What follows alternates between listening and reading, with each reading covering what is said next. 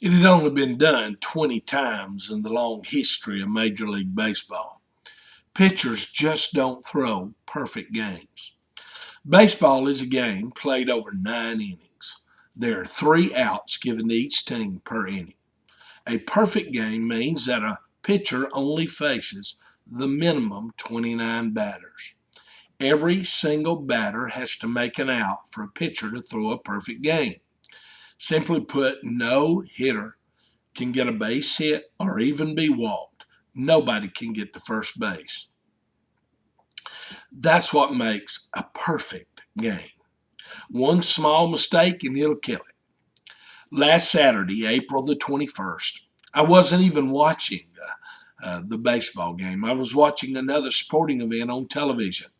However, they kept breaking in and updating what Phil Humber, a pitcher for the Chicago White Sox, was doing. After 7 innings, he still was pitching a perfect game. Then after 8 innings, he still had it going. Finally, when they started the ninth and final inning, TV switched over to the game live. When Humber faced the first batter, he threw 3 straight balls. It looked like he was going to issue a walk and in his bid to make baseball history. Yet he heroically came back with 3 strikes and struck him out. By now, I was on my feet. He set the second batter down, and he was facing the one last batter between him and infamy. The pitch count went all the way to 3 balls and 2 strikes and 2 outs. Now, one pitch would determine the outcome. The batter fouled it off, and so the pitcher had to throw it one more time. Phil Humber wound up threw a pitch that started out right down the plate and then just fell to the outside. It obviously was not going to be a strike, and it was all going to be over on the last pitch. However, the batter, seeing it come right down the strike zone, began to make a swing at the pitch, and he ended up chasing the pitch out of the strike zone with a little more than a half swing. The umpire called it a strike, saying the batter had swung. However, the ball got away from the catcher and was rolling back to the fence. By rule, if the batter could get to the first base before the catcher threw him out, he would be safe. The catcher ran the ball down, while the batter stood and argued the call. The batter then realized he needed to run and run hard, so he broke for first.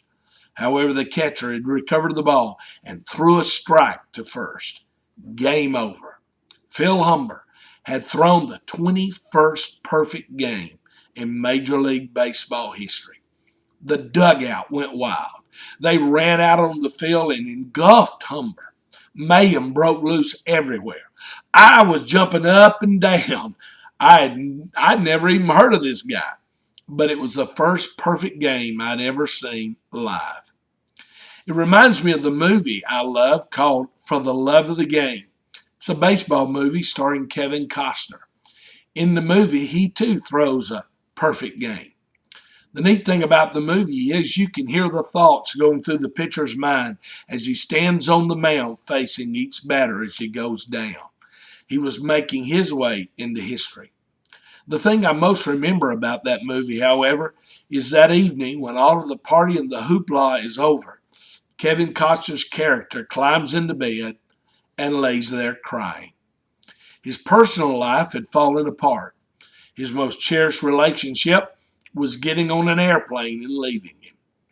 No matter how much he had achieved, even though he had reached the crowning note of perfection in his sport and his vocation, it suddenly meant nothing, and he was empty.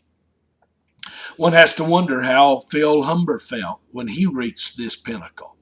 I have no idea, since I don't know this man at all.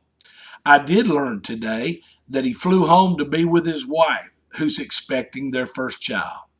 If he's like most of us, that'll be far more significant than anything that happens on a baseball diamond. I was talking about all of this to a friend this week, and we both recalled this movie and the feelings. My friend Paul Tesori caddies for golfer Webb Simpson. Last year, Webb was the number 2 ranked golfer in the whole world. According to Paul, when Webb was in college at Wake Forest University in North Carolina, Webb wanted to win the Atlantic Coast Golf Championship more than anything.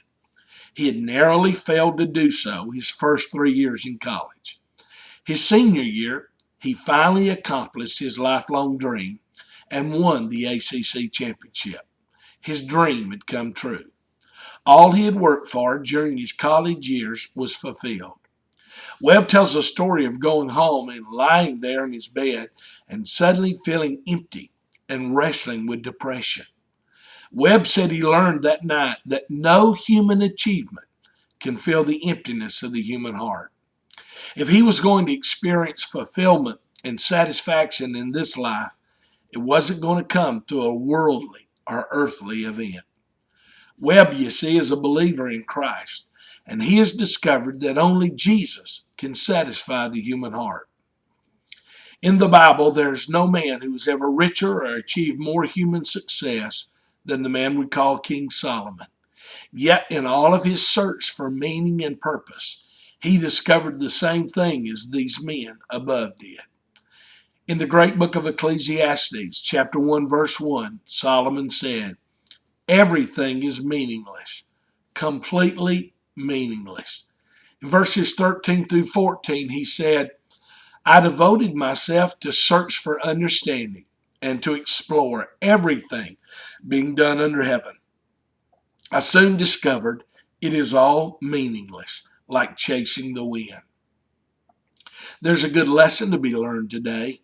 All of the things that we're chasing, even the good things, will not bring us the joy and satisfaction we seek. That comes only in an eternal connection to the one who outlasts all human achievements and possessions. Today, in the midst of building a life, building a treasure, and building a resume, make sure you do not miss what really matters. Laney Wolfe once wrote a song that describes it well. He says, "The world may try to satisfy that longing in your soul. You may search the wide world over, but you'll be just as before. You'll never find true satisfaction until you found the Lord. For only Jesus can satisfy your soul. If you could have the fame and fortune, all the wealth you could attain, yet you have not Christ within, your living here would be in vain. There'll come a time when death will find you. Riches cannot help you then. So come to Jesus. Only he can satisfy the soul. Only Jesus can satisfy your soul. Yes, only he can change your heart and make you whole. He'll give you peace you never knew, sweet joy and love in heaven too, for only Jesus can satisfy your soul." Now that's a great thought to carry with you all day today. Only Jesus can satisfy my soul, nothing else. And here's a great prayer to pray today. Say, "God, help me not to live my life simply chasing things that will eventually leave me empty. Help me to seek after you and to seek you first of all."